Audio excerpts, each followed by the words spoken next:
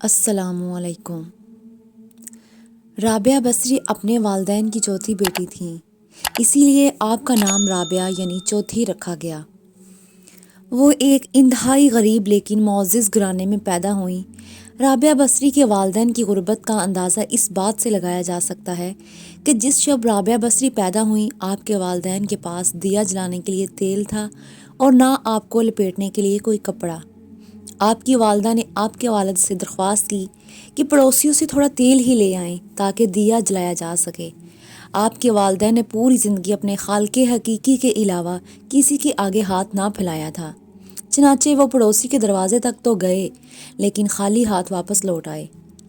رات کو رابعہ بصری کے والد کو خواب میں حضور پاک صلی اللہ علیہ وآلہ وسلم کی زیارت ہوئی اور آپ صلی اللہ علیہ وآلہ وسلم نے رابعہ کے والد کو بشارت دی کہ تمہاری نومولود بیٹی خدا کی برگزیدہ بندی بنے گی اور مسلمانوں کو صحیح راہ پر لے کر آئے گی۔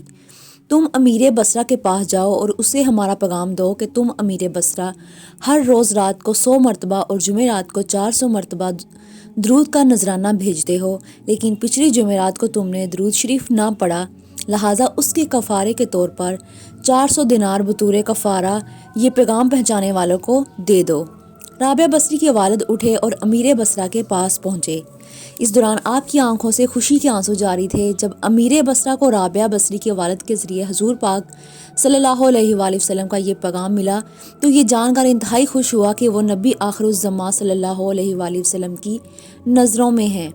اس نے شکرانے کے طور پر فوراً 1000 دینار غربا میں تقسیم کرائے اور 400 دینار رابعہ بصری کے والد کو ادا کیے اور ان سے درخواست کی کہ جب بھی کسی چیز کی ضرورت ہو بلا جھجک تشریف لائیں۔ کچھ عرصہ بعد رابعہ بصری کے والد انتقال کر گئے۔ اس اثناء میں بصرہ کو سخت قحط نے اپنی لپیٹ میں لے لیا۔ قحط کے دوران آپ اپنی بہنوں سے بچھڑ گئیں۔ رابعہ بصری ایک قافلے میں جا رہی تھی کہ قافلے کو ڈاکوؤں نے لوٹ لیا اور ڈاکوؤں کے سرغنہ نے رابعہ بصری کو اپنی تحویل میں لے لیا اور آپ کو لوٹ کے مال کی طرح بازار میں لونڈی بنا کر بیچ دیا۔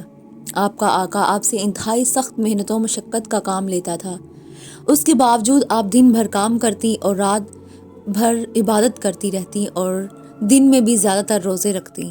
اتفاقاً ایک دفعہ رابعہ بصری کا آقا آدھی رات کو جاگ گیا اور کسی کی گریہ زاری کی آواز سن کر دیکھنے چلا کہ رات کے اس پہر کون اس طرح گریہ زاری کر رہا ہے۔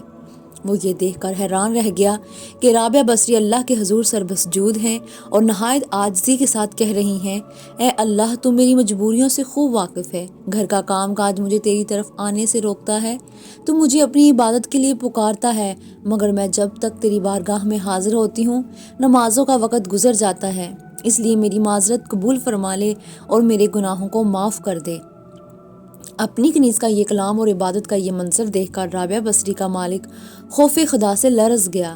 اس نے یہ فیصلہ کیا کہ ایسی اللہ والی کنیز سے اپنی خدمت کرانے کی بجائے بہتر یہ ہوگا کہ خود اس کی خدمت کی جائے۔ صبح ہوتے ہی وہ آپ کی خدمت میں حاضر ہوا اور اپنے فیصلے سے آپ کو آگاہ کیا۔ اس نے کہا کہ آج سے آپ میری طرف سے آزاد ہیں، اگر آپ اسی گھر میں قیام کریں تو میری خوش نصیبی ہوگی، وگرنہ آپ اپنی مرضی کی مالک ہیں۔ تاہم اگر آپ یہاں سے کوچ کر جانے کا فیصلہ کرتی ہیں تو میری بس ایک درخواست ہے کہ میری طرف سے کی جانے والی تمام زیادتیوں کو اس ذات کے صدقے معاف کر دیں جس کی آپ رات کو جا کر عبادت کرتی ہیں۔ سبحان اللہ۔